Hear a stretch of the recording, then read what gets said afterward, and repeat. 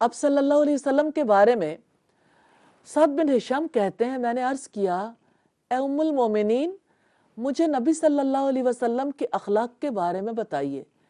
حضرت عائشہ نے پوچھا کیا تم قرآن نہیں پڑھتے؟ میں نے عرض کیا ہاں۔ سیدہ نے فرمایا اللہ کے نبی کا اخلاق تو قرآن ہی تھا۔ یہ صحیح مسلم کی 746 نمبر روایت ہے۔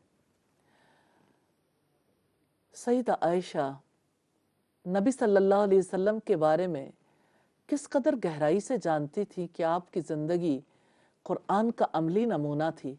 یہ ان کی قرآن فہمی کی وجہ سے تھا۔ فہم قرآن کا کیسا رنگ تھا ان کی زندگی میں۔ انہوں نے کہا 3 باتیں ایسی ہیں اگر ان کا قائل ہو جائے کوئی شخص بھی تو اس نے اللہ پر بہت بڑا جھوٹ باندھا۔ مسروق کہتے ہیں میں ام المومنین سیدہ عائشہ کے پاس تکیہ لگائے بیٹھا تھا۔ انہوں نے فرمایا اے ابو عائشہ، یہ مسروق کی کنیت ہے۔ 3 باتیں ایسی ہیں اگر کوئی ان کا قائل ہو جائے تو اس نے اللہ پر بہت بڑا جھوٹ باندھا۔ میں نے عرض کیا وہ 3 باتیں کون سی ہیں؟ سیدہ عائشہ نے فرمایا ایک تو یہ ہے کہ جس نے خیال کیا کہ محمد صلی اللہ علیہ وسلم نے اپنے رب کو دیکھا ہے تو اس نے اللہ تعالیٰ پر بڑا جھوٹ باندھا۔ مسروق کہتے ہیں میں تکیہ لگائے بیٹھا تھا، میں نے یہ سنا تو اٹھ کر بیٹھ گیا۔ میں نے عرض کیا اے ام المومنین، مجھے بات کرنے دیں، جلدی نہ کریں۔ کہ اللہ تعالیٰ نے نہیں فرمایا وَلَقَدْ رَآهُ نَزْلَةً أُخْرَى؟ سورہ نجم کی آیت نمبر 3 ہے۔ سیدہ عائشہ فرمانے لگیں اس امت میں سب سے پہلے میں نے اس آیت کے بارے میں نبی صلی اللہ علیہ وسلم سے پوچھا۔ آپ نے فرمایا ان آیتوں سے مراد سیدنا جبریل علیہ السلام ہے۔ میں نے انہیں ان کی اصل صورت میں نہیں دیکھا سوائے 2 مرتبہ کے جس کا ان آیتوں میں ذکر ہے۔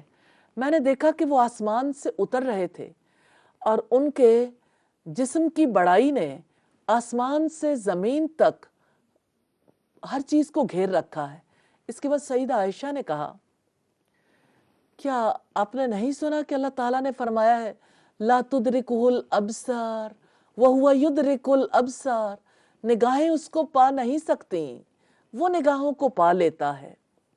وہو اللطیف الخبیر، اور وہ باریک بھی پوری خبر رکھنے والا ہے۔ کیا تو نے اللہ عز و جل کا یہ ارشاد نہیں سنا ما کان لبشر ان یکلمہ اللہ الا وحیا او من وراء حجاب او یرسل رسولا فیوحی باذنہ ما یشاء انہ علی حکیم۔ سورہ شورى کی آیت نمبر 51 ہے۔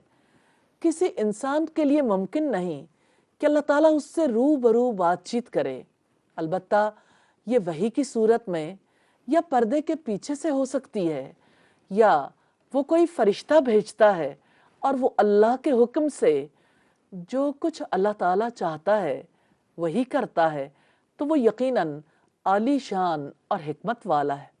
اور دوسری بات یہ ہے کہ جو کوئی خیال کرے رسول اللہ نے اللہ کی کتاب میں سے کچھ چھپا لیا تو اس نے اللہ پر بڑا بہتان باندھا۔ اور تیسری بات یہ ہے کہ جو آدمی یہ کہے رسول اللہ آئندہ آنے والی باتوں کو جانتے تھے تو اس نے اللہ تعالیٰ پر بڑا جھوٹ باندھا۔ سیدہ عائشہ نے اس کے بارے میں دلائل بھی دیے۔ تو یوں ہمیں پتہ چلتا ہے اس روایت سے جو صحیح مسلم میں 177 نمبر پر ہے کہ ان کی زندگی پر، سیدہ کی زندگی پر قرآن فہمی کا کتنا گہرا رنگ تھا۔ قرآن زندگی کی کتاب ہے۔ قرآن سمجھنے کی ہمیں بھی اسی طرح ضرورت ہے، اس لیے کہ نبی صلی اللہ علیہ وسلم نے فرمایا القرآن حجت لک او علیک، قرآن یا تو تمہارے حق میں حجت بنے گا یا تمہارے خلاف۔ یہ قرآن ہماری زندگی کی کتاب ہے، ہمیں اسے سمجھنے کی ضرورت ہے۔ اس قرآن کو سمجھنے کے لیے اس کی زبان کو سمجھیے، اور جو کچھ اس میں کہا گیا اسے عمل میں لانے کے لیے ضرور قرآن حکیم کو سمجھیے۔ اللہ تعالیٰ سے دعا ہے ہمیں فہم قرآن کا رنگ نصیب فرمائے۔ وآخر دعوانا ان الحمد للہ رب العالمین۔ سبحانک اللہم وبحمدک نشہد ان لا الہ الا انت نستغفرک ونتوب الیک۔ السلام علیکم ورحمۃ اللہ وبرکاتہ۔